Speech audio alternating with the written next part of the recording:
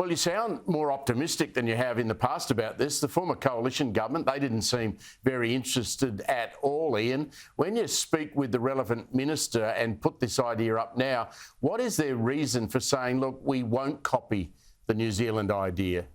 Well, I think one of the problems we have in Australia is because we've got this very complex social security system, you actually get told by Treasury when you're in a ministerial position that we are making money out of the pensioners because when they work, they lose 50 cents in the dollar. So money comes into Treasury.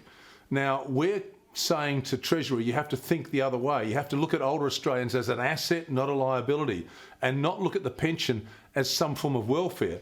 It's actually something that people can use to support themselves, and then they can work and then they can pay tax. The government's solution is to bring in 750,000 people from overseas. What we're saying is that in the community at the moment, there are many people who will work, and they will work more if you change the way that system operates. In fact, we did a survey at National Seniors at the beginning of last year.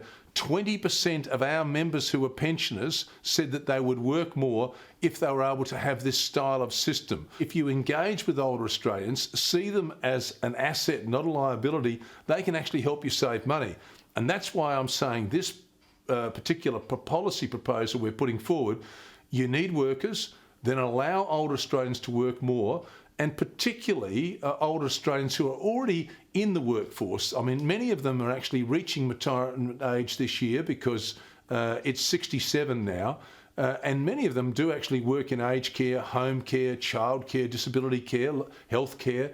So they're crucial areas. But then let's not forget, you've got tourism, hospitality.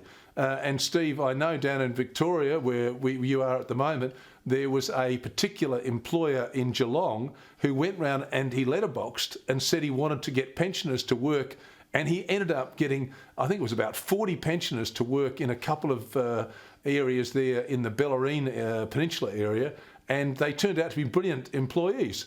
You've got the skill question. I mean, if you put pensioners with skills back into the workforce, they're magnificent. They can train young people in new sets of skills.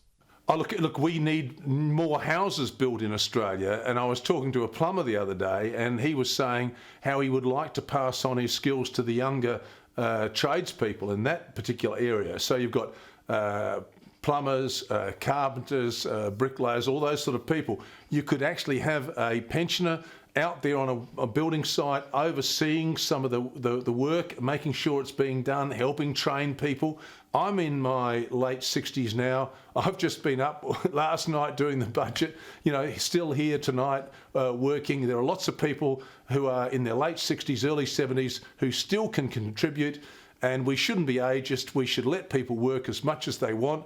If you are on a pension and you want to keep working, let them work. And look, it'll be a win for the economy. It'll be a win for the pensioners themselves. And it'll be a win for the government because it will help them with that, what is now going to be projected. They're not going to have a surplus next year. They're saying that they're going to be struggling next year to balance the books. If you have more people working, more people paying income tax, you're going to actually have a better economy. Ian Henschke, it's always a pleasure. Thanks again, mate. Look, thank you very much, Stephen. I appreciate your support for this project, if you like. And I know one day, Steve, we're going to be on this program and we're going to say it's finally come through. And I hope that'll be sooner rather than later.